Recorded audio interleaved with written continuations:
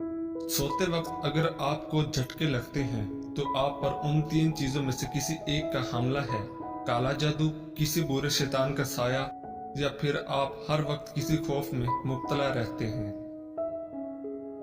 जिस रात तुम्हें नींद ना आ रही हो तो समझ जाएं बहुत जल्द तुम्हें दौलत मिलने वाली है।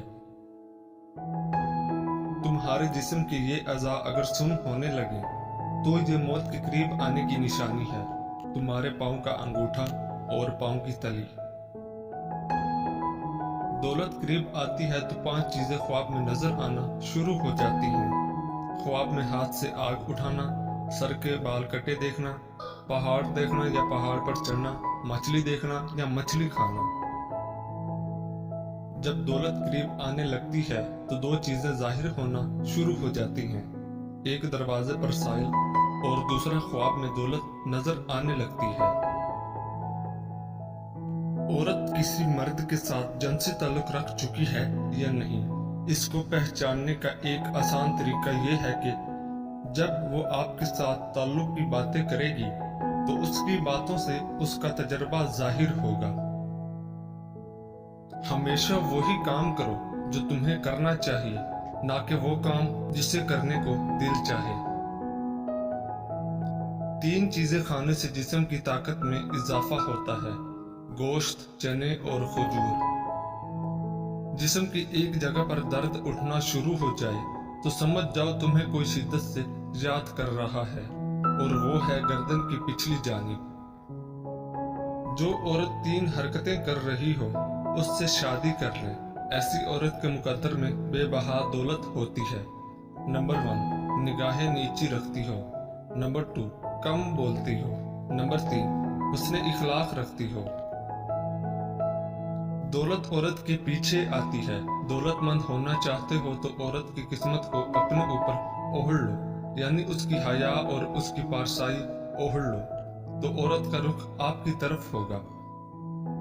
मर्द की चार चीजें ऐसी हैं जो औरत को अपनी तरफ ऐसे खींचती हैं जैसे आग लकड़ी को।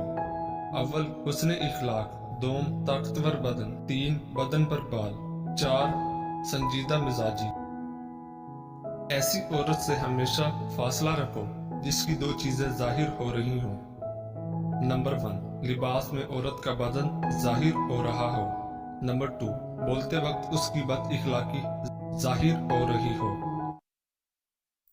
एक बार हजूर पाक सल्लल्लाहु अलैहि वसल्लम हजरत आयशा सिद्दीक़ा के घर में आराम फरमा रहे थे।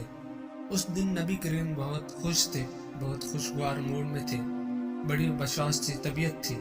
हजरत आयशा सिद्दीक़ा जब आपके पास तशरीफ लाईं तो आप सल्लल्लाहु अलैहि वसल्लम ने मुस्कुराकर फरमाया, ए आयशा, मांगो आज जो मांगना है।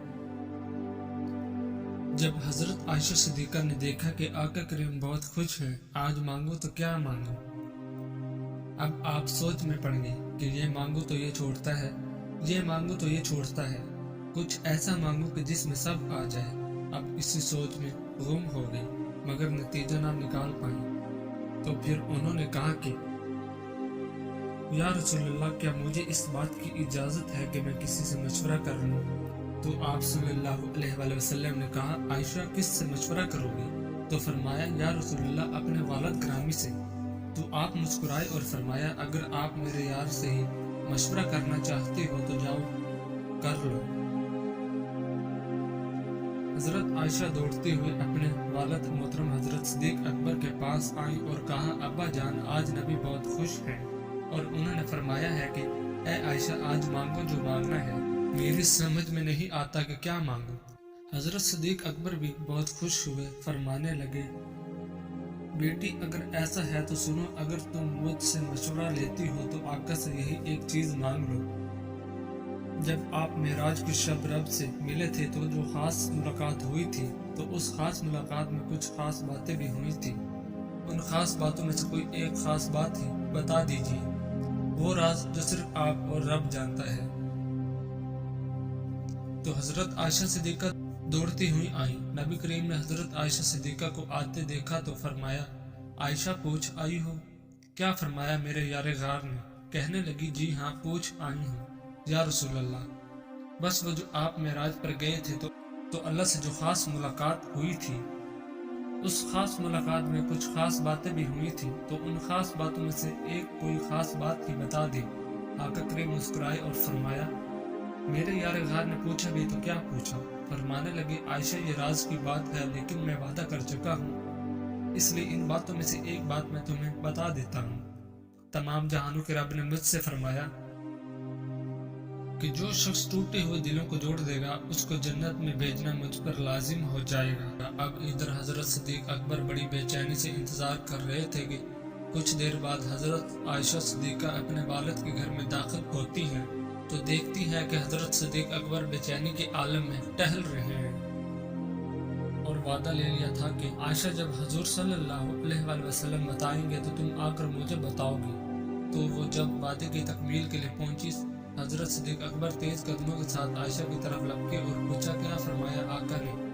आयशा फरमाने लगी कि हजूर ने फरमाया, तमाम जानों के मालिक ने फरमाया कि जो टूटे हुए दिलों को जोड़ेगा, उसको जन्नत में भेजना मुझ पर लाजिम होगा। ये सुनना था कि